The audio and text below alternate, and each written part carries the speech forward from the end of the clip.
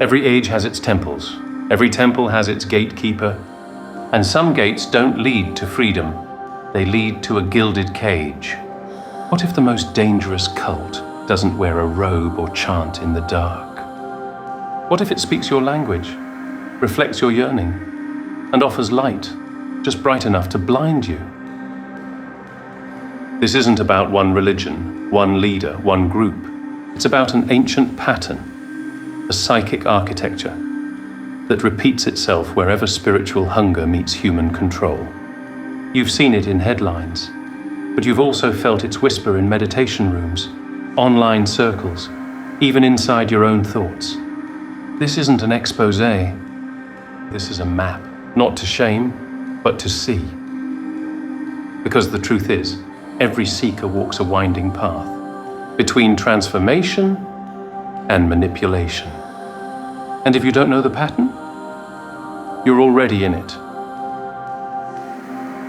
Every cult begins with a promise. Not control, not fear, not madness, but healing. You were wounded. You were drifting. Then came the offer. Structure, purpose, a sense of belonging. The first hook is always symbolic. It doesn't need to make sense. It needs to speak your archetype. Belonging, meaning, destiny. These aren't red flags. They're universal cravings.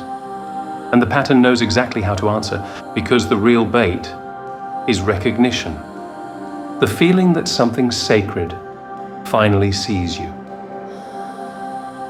Once you take the bait, the ritual begins. It doesn't look like brainwashing. It looks like transformation. They tell you, this is the path. This is the work. This is how you evolve. The structure mimics ancient rites, sacred knowledge, but only for the initiated. Trials of purification, dressed up as growth. Death of the old self, but only to be rebuilt in their image.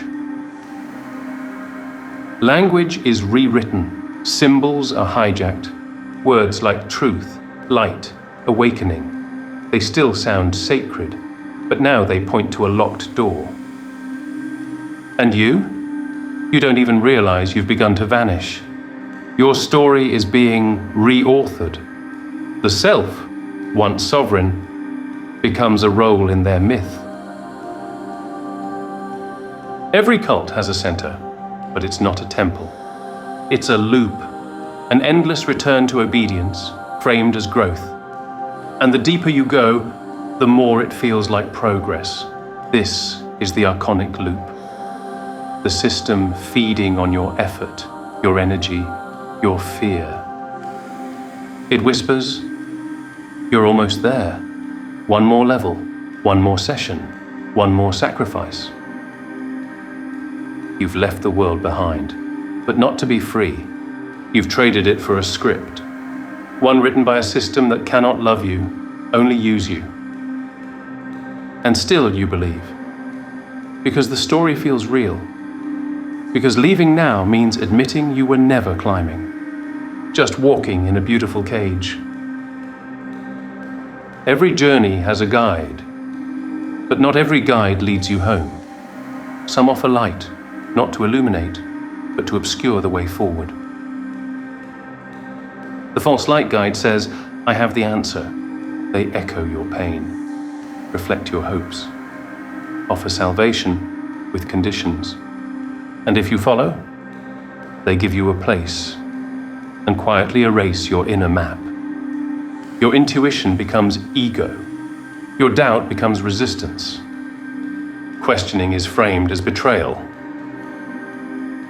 This isn't guidance, it's enchantment. The true danger of the false light isn't what it tells you. It's what it won't let you ask. Not everyone stays asleep. Not every seeker stays trapped. The spell can be broken, but it doesn't break with anger or with blame. It breaks with awareness. The questions are your key. Am I being led or manipulated? Do I still hear my voice? Is my transformation real or rehearsed? True initiation leads inward. It returns the seeker to their own center. It doesn't demand worship. It demands discernment, because in the end, no one saves you but yourself. And the true guide, the one worth trusting, they vanish when the lesson is complete. You were never powerless. You were just misled by those who feared what you might become, if you ever remembered. Every cult is a mirror. Every spell is a story. But once you name the pattern, you can choose a different myth. The question isn't, are you in a cult? The question is this truly your journey? Or a myth you were handed?